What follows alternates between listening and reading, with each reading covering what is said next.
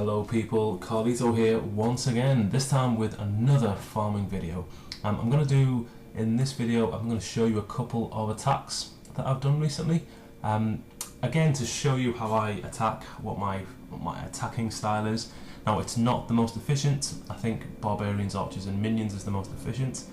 I'm just checking my army there. I've got too many goblins, so I'm going to rejig my barrack queue just so that I don't have too many goblins when I get back from my next fight. So as I was saying, it's not the most efficient, but it is very efficient, and if you've got lots of dark elixir, you might want to just do barbarians, archers and minions. But if you haven't, or you're not very good at that strategy, then the strategy I use, barbarians, archers and goblins, is actually really cheap from an elixir perspective, and it's also quite easy to get used to. So here's my defense log. People don't tend to get much gold from me at all unless they use lightning bolts. And here is my attack log, which doesn't look that good when you look at this fight, but I got a random disconnect during the fight. So this is the replay. As you can see, 270,000 gold. I'll go through it quickly, but around about now it disconnected. So I don't release any more troops, but the fight has got 2 minutes left to go, and yeah, I probably would have got all the gold in this situation given the level of those defences, but I didn't. But not to worry, because there are some other attacks in that past hour that were very tasty indeed. So there's one here for 363,000 gold. Let's take a look at this one. As you can see, there was 393 available, so I left 30 on the table, but it wasn't a very complex fight. I was just lucky. There's lots of loot in those mines. They were fairly well exposed. So that's basically how that fight went. Which there's no need to explain how to do that. You just dump your archers, dump your barbarians, and let the rest happen. Now this is the 495,000 fight. So as you can see, I get all the gold in this situation. Not sure quite what happened then, but get rid of the town hall, because it means that the troops aren't attracted to it when you deploy them. So once that's out the way, troops will, in that bottom area, will go where I want them to. When I get rid of the barbarian king, because he can become a nuisance.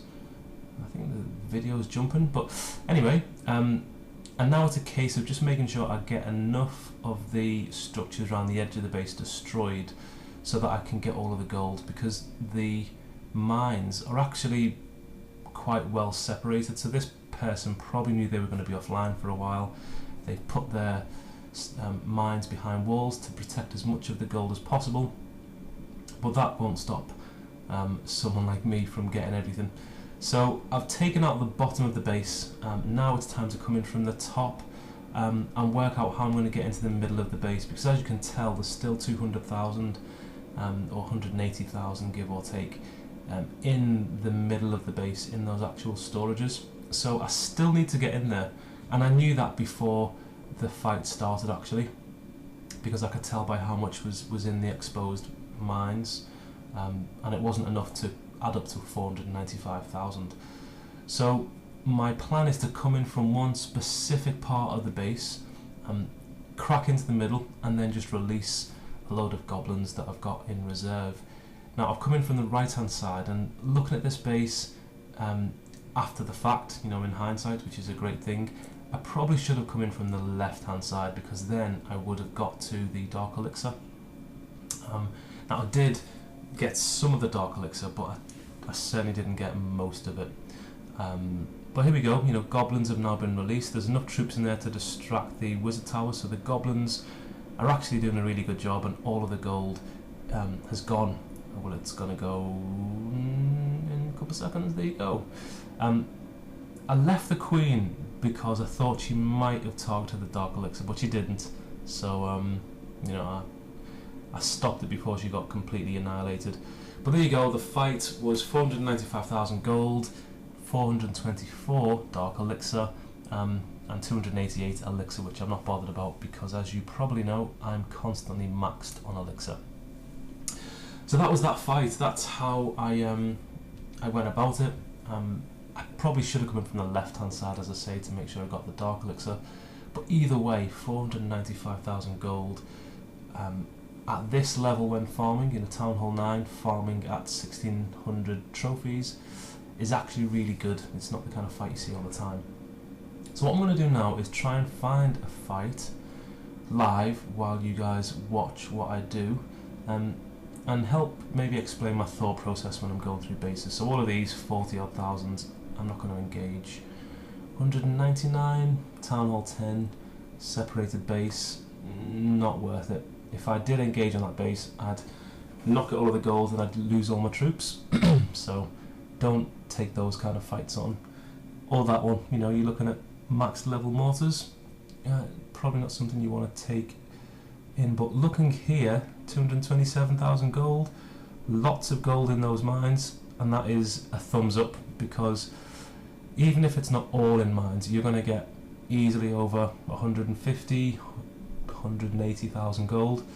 And when they're so exposed, just as this one is, you can do that with, you know, just a handful of troops and then be on to your next fight in a matter of seconds, really. Unless you wanted to get the 1-star win, if you need to protect your trophy count. So in this case, I'm not bothered about my trophy counts. You know, 1600 is enough. I can drop to even 1400, to be fair. But that being said, there's an exposed town hall which you might have spied on the right hand side of the base, so I might test that with a troop and then send my queen in just to take it out.